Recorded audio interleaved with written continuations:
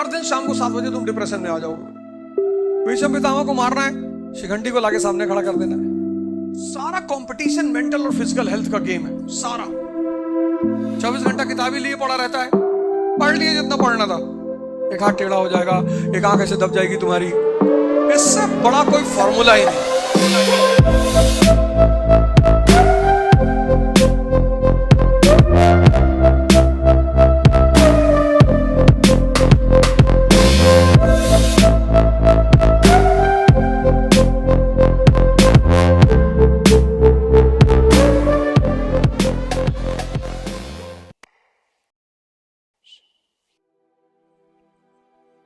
Competition, अब दोनों में बहुत फर्क है।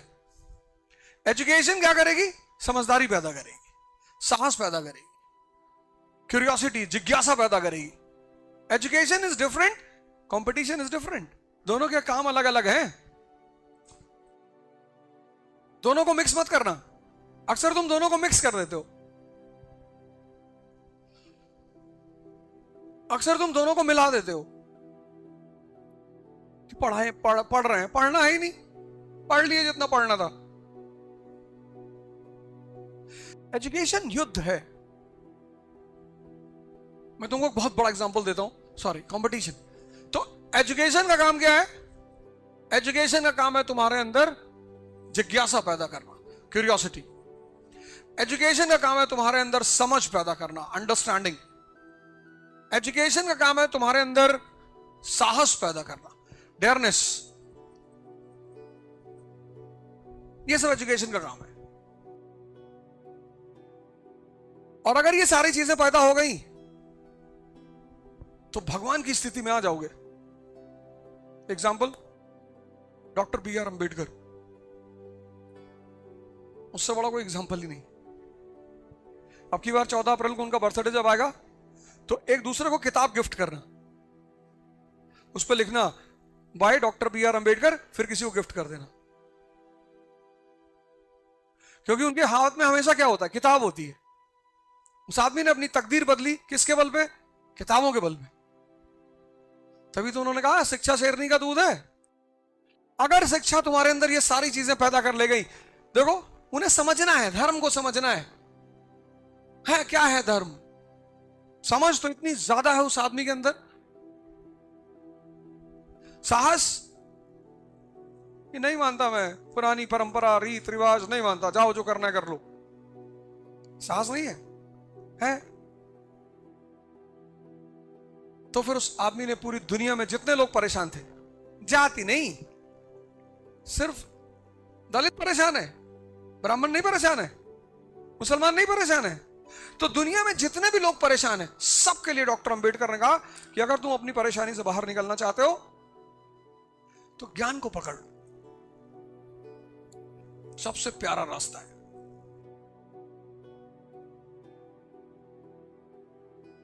अब ये सारी चीजें तुम्हारे अंदर हैं और तुमने मन बनाया कि यार कंपटीशन देना है, IAS बनना है। अब यहां पर मामला बिल्कुल चेंज हो जाएगा। अब कंपटीशन में कौन कौन है? तुम हो X, तुम्हारे साथ भीष्म पितामह भी कंपटीशन दे रहे हैं, महाभारत वाले। द्रोणाचार्य दे रहे हैं कंपटीशन, 3 लाख किताबें पढ़ रखी। कर्ण तुम्हारे साथ कंपटीशन दे रहा है। अश्वत्थामा 24 घंटा किताब ही लिए पड़ा रहता है। महाभारत बड़ी प्यारी चीज है। तुम समझते हो कि महाभारत का मतलब कोई धार्मिक किताब ना, दर्शन। हर आदमी महाभारत से, हर आदमी महाभारत में, हर ऐसा कोई आदमी नहीं जिसके जीवन में महाभारत ना हो। और हर आदमी जो महाभारत, चूंकि हर आदमी महाभारत में, अब इन सबके साथ कृष्ण किसके साथ रहेंगे, ये बहुत इंपॉर्टेंट है। क्योंकि कृष्ण मतलब वो आदमी जो तुम्हें सिर्फ डायरेक्शन देगा, बाकी कुछ नहीं करेगा। पढ़ तो तुम पहले ही चुके हो ना, एजुकेशन ले चुके हो, क्यूरियोसिटी तुम्हारे अंदर है, समझ तुम्हारे अंदर है, साहस तुम्हारे अंदर है, ये सब है ही है। लेकिन अब तुम कंपटीशन में कूद पड़े, और कंपटीशन में तुम्हें क्या चाहिए? डायरेक्शन चाहिए। क्योंकि इनके पास भी तो है समझ, साहस। ये कम बड़े योद्धा हैं, पूरा डीडी बसु रटा हुआ है, जहां से पूछो वहां से बताएं। और तुम अर्जुन 21 साल के बच्चे, और तुम जब इन बुजुर्गों को देख रहे हो जो स्टोन एज से तैयारी कर रहे हैं, तुमको लग रहा है यार मेरा कैसे होगा यार। बड़े सारे लड़कों का ये सवाल होता है कि सर माय 21 ईयर एज, यार many people 30 year, 30, 35, pre historic period, 10-10 हजार साल से तैयारी कर रहे हैं सर। जैसा तुमको बेचैनी हुई ना, ऐसे इसको भी हुई महाभारत के ग्राउंड में, अर्जुन को भी, कि मेरा तो सर सिलेक्शन ही नहीं होगा। अरे कृष्ण का पेपर मैं बना रहा हूं, मैं बताऊंगा तुझे, पढ़।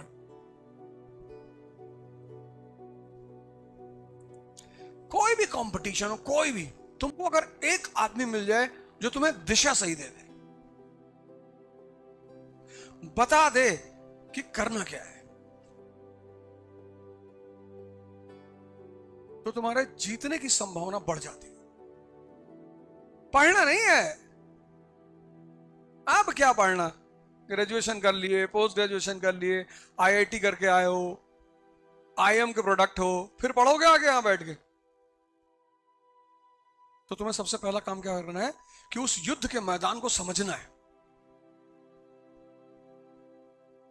कंपटीशन मतलब युद्ध का मैदान, और तुम्हें उस युद्ध के मैदान को समझना है। वो जो तुम्हारा बैटलफील्ड है उसको तुम्हें समझना है, और बैटलफील्ड को समझने के लिए दो सबसे इंपॉर्टेंट चीजें। पहला, सिलेबस। बहुत सारे लड़के कभी सिलेबस देखते ही नहीं, साल भर तैयारी, 2 साल तैयारी, 3 साल तैयारी, सिलेबस देखा ही नहीं, पता ही नहीं। जब तुम्हें पता ही नहीं पढ़ना क्या है। और दूसरा, क्वेश्चन बैंक। ये दो से तुम्हें शुरुआत करनी है। अगर तुमने ये दोनों नहीं उठाए तो मैं तुम्हें गारंटी देता हूं तुम कयामत तक पढ़ोगे, तुम्हारा सिलेक्शन नहीं होगा। और अगर तुमने ये दो उठा लिए, यहां से शुरुआत कर दी, तो भी मैं तुम्हें गारंटी देता हूं कि तुम्हारा सिलेक्शन हो जाएगा। सिलेबस और क्वेश्चन बैंक। अब क्वेश्चन बैंक दो हैं, एक प्रीलिम्स का, एक मेंस का है। पहले तुम मेंस का खरीदो चैप्टर वाइज, मेंस का चैप्टर वाइज। अब तुम्हें गांधी तैयार करना है। गांधी जी का पूरा फ्रीडम स्ट्रगल में क्या कंट्रीब्यूशन है वो तुम्हें तैयार करना है। कांग्रेस पढ़ना है, कांग्रेस का क्या रोल है फ्रीडम स्ट्रगल में। तो अब तुम क्या करोगे, ये क्वेश्चन बैंक पेश कर लिया तुमने, क्वेश्चन बैंक, और फिर लिया इसकी बुक, स्टैंडर्ड बुक जो तुम्हारा टीचर बता दे। बुक हमेशा जो क्लास में टीचर पढ़ा रहा है वो जो बोल रहा है उसको ले लो। पढ़ना यहां से तो मानी सी बात है, पहले किताब उठाओगे, लेकिन अगर पहले किताब उठाए तो पढ़ नहीं पाओगे। पहले उसको उठाओ, पहले उसको उठाओ, और कांग्रेस पे पिछले 10 साल में कितने क्वेश्चन आए हैं सब निकाल लो, सारे 10 साल के क्वेश्चन निकालो, पढ़ो। अब तुम्हें पढ़ना है कांग्रेस का पहला चरण, मॉडरेट्स, उदारवादी, दादा भाई नौरोजी, 1885 से 1905। अब इस पोर्शन से एक क्वेश्चन लगातार पूछा, लगातार।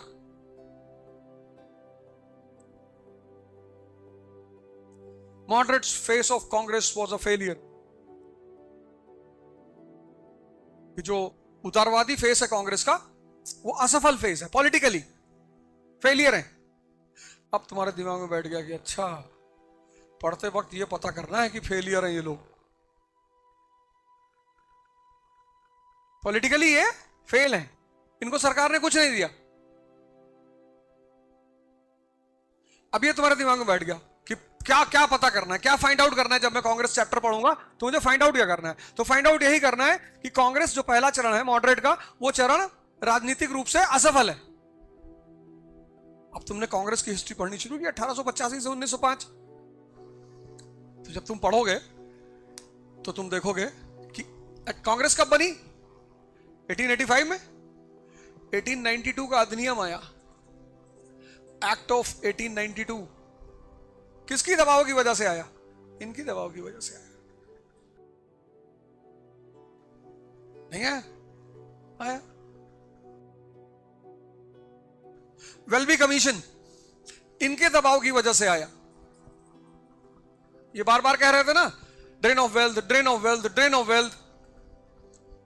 भारत का पैसा तुम लोग लूट के ले जा रहे हो, भारत का पैसा तुम लोग लूट के ले जा रहे हो। सरकार ने अच्छा कमीशन बनाते हैं, वेल्बी कमीशन। इस कमीशन को बनाया यह पता करने के लिए कि भारत का पैसा कहां खर्चा होता है, जिससे कि इन उदारपंथियों को जवाब दिया जा सके। फिर एचिसन कमीशन, एचिसन कमीशन किसके लिए? सिविल सर्विस के लिए। ये बार बार मॉडरेट्स कह रहे थे कि हमको भी आईएएस में एंट्री दो, हमको भी आईएएस में एंट्री दो। बोले अच्छा कर लोगे नौकरी? तो ये सिविल सर्विस का रिव्यू करने के लिए 1885, जब भारत के लोग, जब राष्ट्र है ही नहीं, there is nothing called nation. राष्ट्र नहीं है, नेशन है नहीं, there is nothing called nation. राष्ट्र है ही नहीं। 90% लोग गरीब, 90% लोग अशिक्षित, 90% गरीब, 90% अशिक्षित। कोई बाहर निकलने को तैयार ही नहीं। पता हो तब तो निकले। अब राजनीति में तुम डीएम बंगले के सामने नारा लगा रहे हो, महाराष्ट्र सीएम हाय हाय, और अकेले खड़े हो। तुमको पता है तुम्हारे साथ क्या होगा? एक हाथ टेढ़ा हो जाएगा, एक आंख ऐसे दब जाएगी तुम्हारी, और तुम्हारे साथ 50,000 लोग हैं, तुम नारा लगा रहे हो। सोचो ये बेचारे अकेले नारा लगा रहे हैं, और तब इनको इतनी चीज मिली। ये फेलियर है। इसके साथ साथ इन्होंने बड़े सारे काम किए। उसमें सबसे बड़ा काम किया, भारत की जनता को सिखाना शुरू किया। क्या? Modern politics. आधुनिक राजनीति होती क्या है? ये काम नहीं है।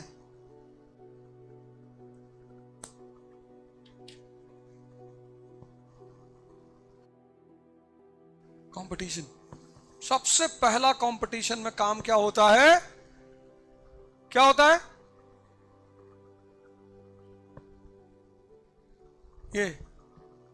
ये सबसे पहला काम होता है, युद्ध के मैदान को समझना।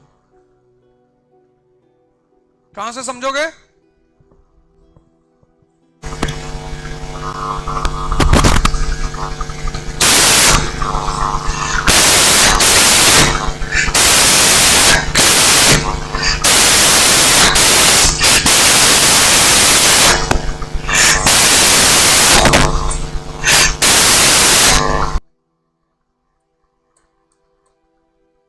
ये पहला काम है।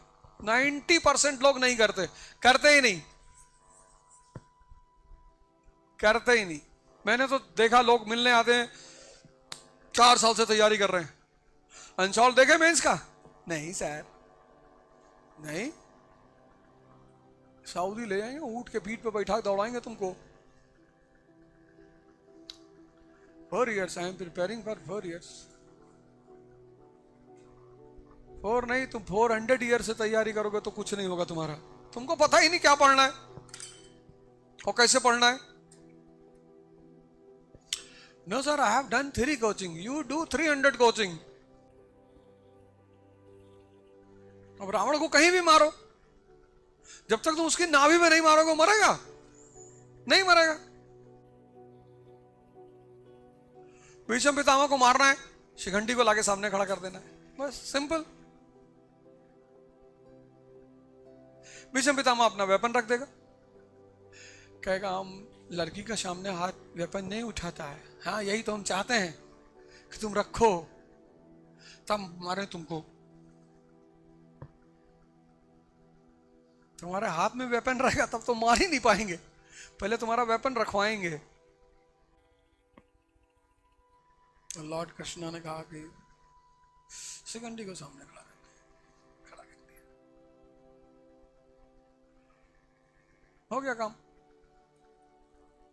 पहला काम, अगर तुम कंपटीशन की तैयारी कर रहे हो, स्पेशली आईएएस की कर रहे हो या किसी की भी कर रहे हो, तो उस युद्ध मैदान को समझना है।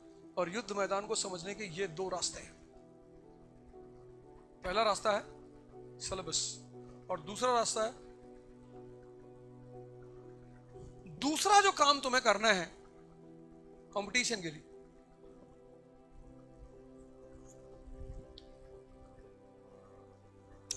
अब जब तुम कॉलेज में पढ़ने जाते हो तो कॉलेज में, यूनिवर्सिटी में, स्कूल में साल में एक बार परीक्षा होती कॉलेज में, और वो कुछ टाइम के लिए होती।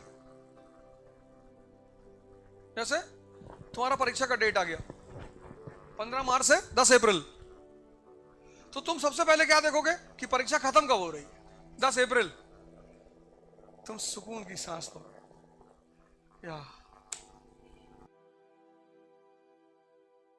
तुम्हारे दिमाग में 10 अप्रैल चलेगा, 10 अप्रैल, कि 10 अप्रैल को निर्वाण।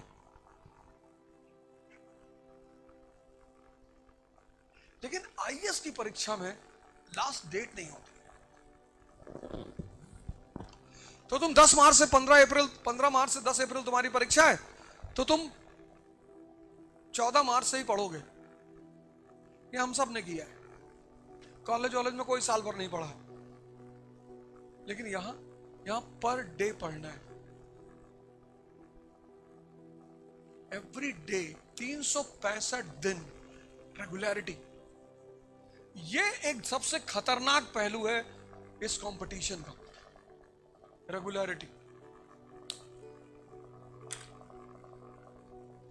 365 दिन। उसमें भी कुछ लोग क्या करते हैं, जब तैयारी शुरू करते हैं तो पहले दिन 15 घंटा पढ़ते हैं। I have to qualify this year any cost. 15 घंटा। अब तुम 4 रोटी खाते थे पहले, और एक दिन तुमने 50 खा ली, फिर दूसरे दिन 50, फिर तीसरे दिन 50, चौथे दिन तुम आईसीयू में रहोगे, क्योंकि तुम्हारे पेट को आदत नहीं 50 खाने की। ऐसे तुम्हारा मन है, ये भी पेट है। यहां आने से पहले तुम पढ़ते ही नहीं थे, या बहुत पढ़ते थे तो 1-2 घंटा पढ़ते थे, और अब 15। ये भी बेचारा सन्नाटे में है कि क्या हो गया है यार, तुमको बीमार हो। अब तुमने 10 दिन तो ताव में पढ़ लिया,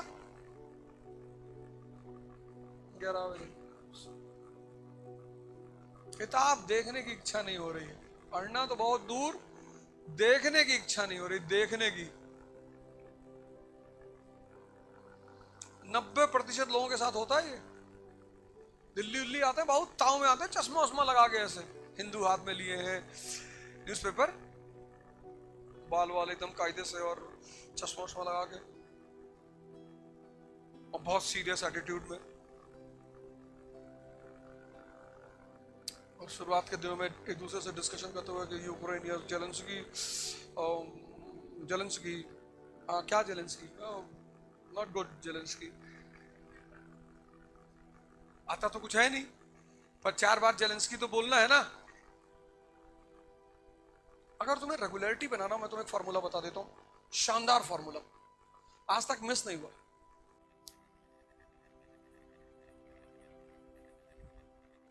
क्लास वर्क एंड होमवर्क, इससे बड़ा कोई फॉर्मूला ही नहीं है। 3 घंटा, 3 घंटा, जो 3 घंटा खाओ उसको 3 घंटा हजम करो। तुम में से कुछ लोग क्या करते हैं, सिर्फ क्लास वर्क, ये गायब है, कुछ हजम ही नहीं हुआ। साल भर बाद कोचिंग खत्म हुई, जहां आए थे वहीं खड़े हो, बस थोड़ा सा डिफरेंस आ जाता है कि दो चार वर्ड तुमको आ जाते हैं। प्रियम्बल, हाँ प्रियम्बल इकोनॉमी में, इकोनॉमी में नहीं है पॉलिटी में। अच्छा पॉलिटी में, हाँ ये सर पॉलिटी में, प्रियम्बल पॉलिटी में। अब तो ओझा सर ने बताया होगा, वो पढ़ाते ही नहीं। नहीं नहीं, किसी ने तो बताया था। अब किससे जाके कहोगे? एक बार तो वापस पैसा मांग लिए कोचिंग का, कर लिए, खत्म कर लिए, कुछ हजम ही नहीं हुआ। ये जो पहला फेस होता है ये बड़ा चैलेंजिंग होता है। 95% इसको कर ही नहीं पाते। ये पहला फेस है, पहला साल जब तुम तैयारी शुरू करते हो ये पहला फेस होता है। ये थोड़ा सा पेनफुल होता है क्योंकि हजम करना होता है, और हजम करने के सिंपल रास्ते हैं। जो समझे उसको किसी को समझा दो, समझा ले गए तो मतलब समझ गए। लिख डालो, डिस्कस करो, जहां भी खड़े हो पूछो। बोले कि यहाँ चाय पी रहे हो, चार लोग खड़े हो, बोल दो, कहते यार वो वर्सेलिस वाली ट्रीटी क्या थी, मुद्दा ही तो छेड़ना है। तुम छेड़ देते हो राखी सावंत की शादी, तुमको क्या लेना देना है? बेचारी करे ना करे उससे क्या लेना देना, बताओ तुमसे क्या मतलब है? कौन सा तुम्हारा 100 करोड़ का घाटा हो रहा है? जहां तुम्हारा कोई आर्थिक नुकसान नहीं हो रहा उन चीजों को तुम क्यों डिस्कस कर रहे हो? जब भी तुम डिस्कस करो एक बात ध्यान रखना, उस डिस्कशन के पॉइंट से तुम्हारा फायदा क्या है। अगर कोई फायदा नहीं है तो तुम अपना समय बर्बाद कर रहे हो। सलमान खान बहुत अच्छा आदमी है, मान लो बुरा ही है, तो तुमसे क्या लेना देना है? शूटिंग करोगे उसके साथ? नहीं नहीं, ऐसे ही ऐसे।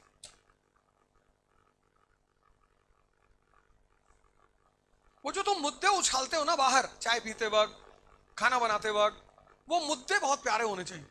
जो तुमने दिन में पढ़ा है वही उछाल दो, हो गया डाइजेस्ट। ये दूसरा है रेगुलरिटी, इससे बड़ा कोई फॉर्मूला नहीं। ये फेस थोड़ा सा चैलेंजिंग फेस होता है। इस फेस में तुम्हें कोचिंग बहुत काम आती है, बहुत। कोचिंग का काम ही यही है, यही, और कोई काम नहीं कोचिंग का। यही सेकंड फेज को पूरा कराना कोचिंग का काम है, जिसमें सबसे बड़ा काम है तुम्हारा रेगुलरिटी, तुम्हारा होमवर्क, ये सारा काम कोचिंग का। ये सेकंड फेज कोचिंग का है। अगर तुम कोचिंग नहीं करते हो, तुम्हें ऐसा कोई आदमी घर में मिल गया, या तुम सेल्फ डिसिप्लिन आदमी हो, तुम्हें बाहर से डिसिप्लिन लेनी ही नहीं, फिर तो कोई बात ही नहीं। फिर तुम तो कोचिंग ना करो, कोई फर्क नहीं पड़ता। तुम सेल्फ डिसिप्लिन आदमी हो, मतलब तुम्हें बाहर से नहीं चाहिए कोई आदमी जो तुम्हें डिसिप्लिन करे, तुम अपना काम खुद ही करोगे, फिर तो तुम्हें नहीं चाहिए कोचिंग। पर ऐसा 100 में से सिर्फ 2-4 लोग होंगे, सब नहीं होंगे। ये थोड़ा सा टफ फेस होता है, थोड़ा सा, क्योंकि हर दिन तुम डिप्रेशन में आओगे, हर दिन, एवरी डे, हर दिन शाम को 7 बजे तुम डिप्रेशन में आ जाओगे। तुमको लगेगा यार सिलेक्शन नहीं होगा यार। फिर दूसरे दिन तुम क्लास पहुंचोगे, वो टीचर मिलेगा तुमको और कोई कहानी सुना देगा, तुम फिर फॉर्म में आ जाओगे, दिन भर बैठ के पढ़ोगे। फिर शाम को डिप्रेस हो जाओगे, फिर वो मिल जाएगा।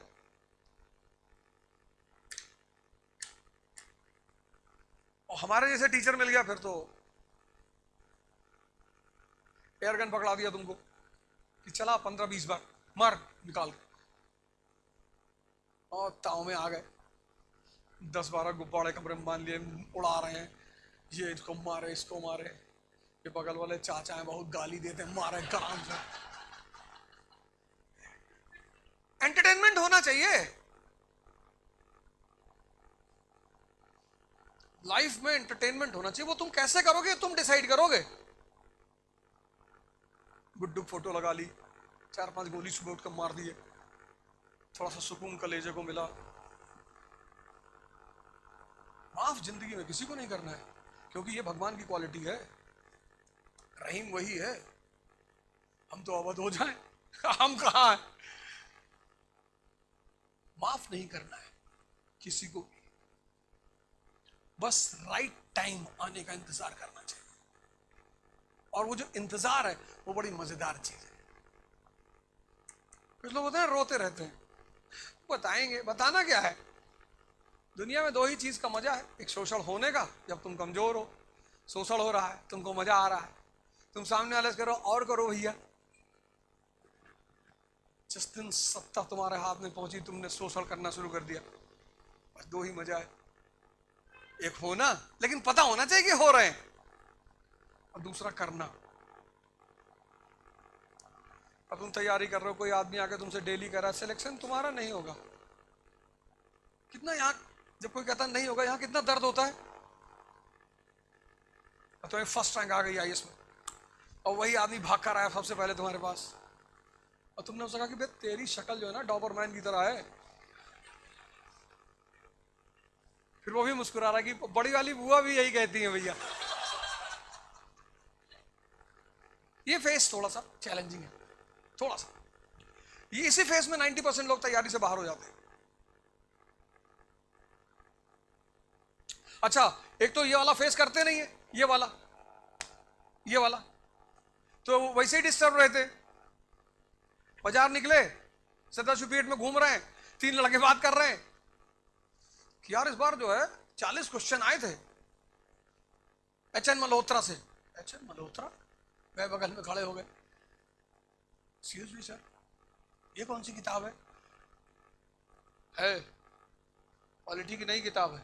अच्छा, गए भाग के एचएन मल्होत्रा का उठा लाए। तुमको तैयारी करते वक्त एकदम क्लियर होना चाहिए कि ये 15 किताबें यही पढ़ना है, ये मेरा सिलेबस, ये मेरी अनसॉल्व, बाहर जाना ही नहीं। ज्यादा टेंशन है अपने टीचर से जाके पूछ लो, और कहता ना मास्टर गलत किताब मत बताना, मेरा बड़ा वाला भाई 3 साल से बंद है, वो बेचारा नहीं बताएगा। तो यहां क्लियर हो जाओगे तो 50% समस्या कम हो जाएगी। एंथुसियाज्म में आ जाओगे कि सब नहीं पढ़ना है, 50% सिलेबस पढ़ना नहीं, फिर यहां थोड़ा सा मेहनत करना तो पड़ेगा यार। यही फेस चैलेंजिंग है आईएएस की तैयारी में, आईएएस, नीट, आईआईटी। फिर तीसरा फेस, ये बड़ा शानदार फेस है और बड़ा प्यारा फेस है, इसमें आदमी मजा लेता है। ये प्रैक्टिस का फेस, शुद्ध प्रैक्टिस का फेस, ये तो मजेदार फेस है। इसमें क्या करना है, पर डे मेंस के 3 क्वेश्चन लिखने, पर डे 3, पर डे। महीने में कितना हुआ? 60। 10 महीने में कितना हुआ? 600। और 600 आंसर जिस दिन लिखोगे, आंख बंद करने की लिखने की प्रैक्टिस पैदा हो जाएगी। आंख बंद करके मेंस जाके बैठ के लिखोगे, ऐसे आंख चलती रहेगी और तुम पीछे मिर्जापुर देख रहे होगे तो आके लिख रहे हो। आदत, तुम देखो जब साल भर गाड़ी चला लेते हो, हा? तो फिर कोल्ड ड्रिंक भी पी रहे हैं, गाड़ी भी चला रहे हैं, आदत पड़ गई ना। ये बड़ा मजेदार फेस है, इसमें तुम्हें मेहनत नहीं करनी, मतलब इसमें तुम्हें स्ट्रेस नहीं मिलेगा, टेंशन नहीं मिलेगी, क्योंकि इस वाले फेस में तुम्हारा सब तैयार हो गया। ये तैयारी का फेस है, यहां फालतू वाले काम मत करना। और 1 साल, मतलब जितने लोगों को 2026 में एग्जाम देना है, 1 साल मेरे साथ रहो बस। जो मैं करता जा रहा हूं, वो आज सुबह भी मैंने क्लास में कहा था, मैं तुमको हर महीने पुणे में मिलूंगा, हर महीने।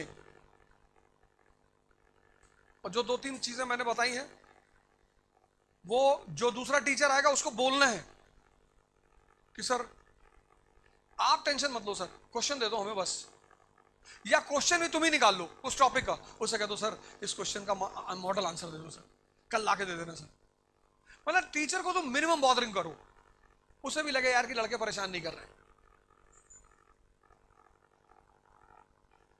ये फेस, ये तो शानदार फेस है, मेहनत है इसमें, मेहनत है। प्रीलिम्स 30 क्वेश्चंस पर डे, महीने में 90,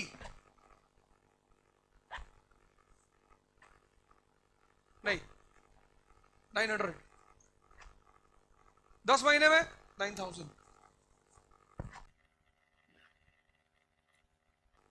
और एक क्वेश्चन पे 4 क्वेश्चन तैयार करो, 4 फैक्ट तैयार करो। कर्जन के ऊपर एक क्वेश्चन किया तो कर्जन से जितने इंपॉर्टेंट पॉइंट्स हैं यही लिख लो। तो अगर हर क्वेश्चन में तुमने 4 नए फैक्ट तैयार किए तो टोटल हो गया 36,000, 36,000। इसमें से कितने करने हैं?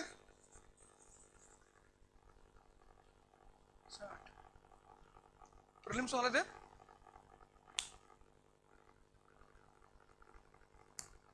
तो बैटलफील्ड, रेगुलरिटी और तीसरा प्रैक्टिस। और एजुकेशन कंपटीशन को उलझाना मत, तुम उलझा देते हो। अब जो लास्ट बात है वो है यार व्यवहारिक सी बात है, मतलब पर्सनालिटी जो है ना, आज मैंने क्लास में भी कहा था, कलेक्टर औरंगाबाद येवले की दुकान के सामने खड़े होकर मैच देख रहे हैं, अच्छा लगेगा?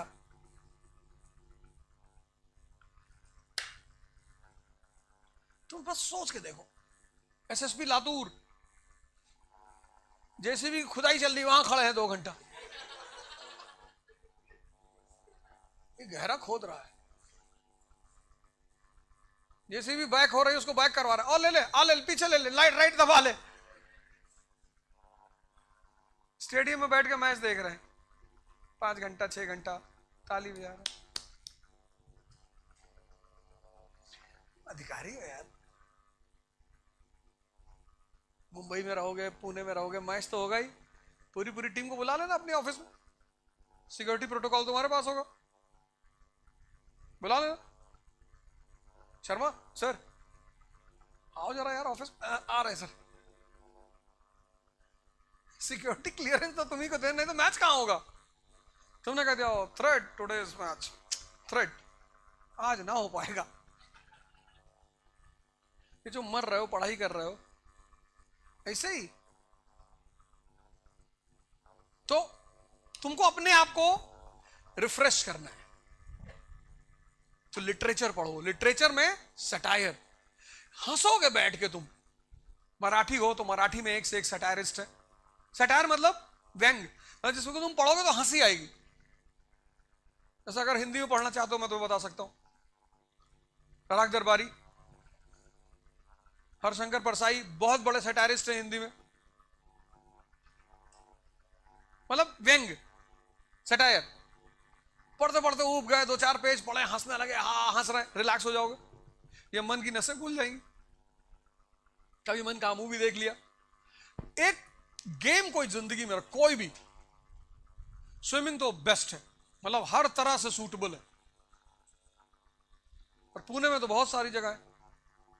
कल मैंने तो बताया विश्रांत वाड़ी में एक है स्विमिंग पूल, 100 रुपए महीना, कंप्लीट एक्सरसाइज, 0 नॉनसेंस। और जब तुम्हारा बदन थकता है ना तो तुमको नींद बहुत अच्छी आती है। तो जब नींद बहुत अच्छी आती है तो नींद से अच्छा मेंटल रिलैक्समेंट कोई नहीं। अगर तुम्हें डीप स्लीप आने लगे तो तुम्हें समझ लो ध्यान योग करने की जरूरत ही नहीं, क्योंकि डेली 7 घंटा 8 घंटा पढ़ोगे, यहां स्ट्रेस पैदा होगा, उसको ओवरकम करना है। तुम्हारी जो कंपनी हो वो मजेदार होनी चाहिए। चतुर्लिंगम टाइप के लोग नहीं होने चाहिए कंपनी में कि एग्जाम के टाइम दूसरे कमरे में किताब डाल रहे हैं।